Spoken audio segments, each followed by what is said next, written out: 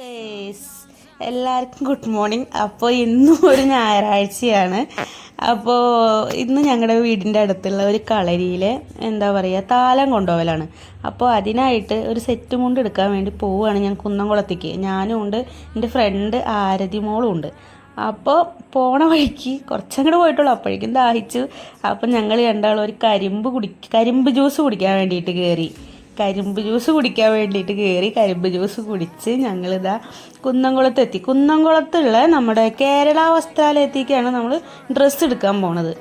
അങ്ങനെ കേരള വസ്ത്രാലയം എന്ന് പറഞ്ഞിട്ടുണ്ടെങ്കിൽ അത് 1993 സ്ഥാപിതമായിട്ടുള്ള ഒരു സ്ഥാപനമാണ്. ഏറ്റവും വില കുറവിന് 1933 കേട്ടോ, സോറി.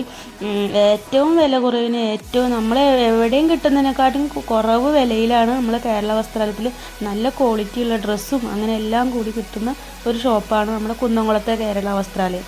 അങ്ങനെ അവിടെ എത്തി.